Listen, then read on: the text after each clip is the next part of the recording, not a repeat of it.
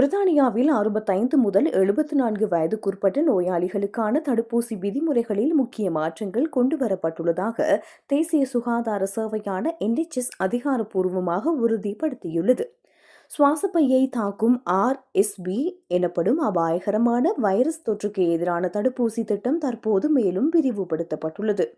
தடுப்பூசி மற்றும் நோய் எதிர்ப்பு சக்திக்கான கூட்டுக்குழுவின் ஆலோசனையின் பேரில் எதிர்வரும் செப்டம்பர் மாதம் 1 முதல் 65 வயது முதல் 74 வயதுக்குட்பட்டவர்களில் குறிப்பிட்ட சில மருத்துவ ஆபத்து கட்டங்களில் உள்ள முதியவர்களுக்கும் RSV தடுப்பூசி இலவசமாக வழங்கப்படும் என அறிவிக்கப்பட்டுள்ளது. இந்த திட்டத்திற்காக ஃபைசர் நிறுவனத்தின் அப்ரிஸ்வோ என்ற தடுப்பூசி ஒற்றை டோஸ் மாத்திரமே பயன்படுத்தப்படும் என NHS இங்கிலாந்தின் தடுப்பூசி பணிப்பாளர் கரோலின் டெம்னிக் மற்றும் பிரிட்டன் சுகாதார பாதுகாப்பு முகாமையகத்தின் வைத்தியர் மேரி ராம்சே ஆகியோர் வெளியிட்டுள்ள புதிய வழிகாட்டுதலில் தெரிவிக்கப்பட்டுள்ளது. செப்டம்பர் 1 பின்னர் இந்த 65-74 வயது பிரிவின் கீழ் ஒருமுறை தடுப்பூசியை பெற்றுக்கொள்ளும் முதியவர்கள் தங்களுக்கு 75 வயது பூர்த்தியாகும் போது மீண்டும் இந்த தடுப்பூசியை எடுக்க வேண்டிய அவசியமில்லை என தெளிவுபடுத்தப்பட்டுள்ளது.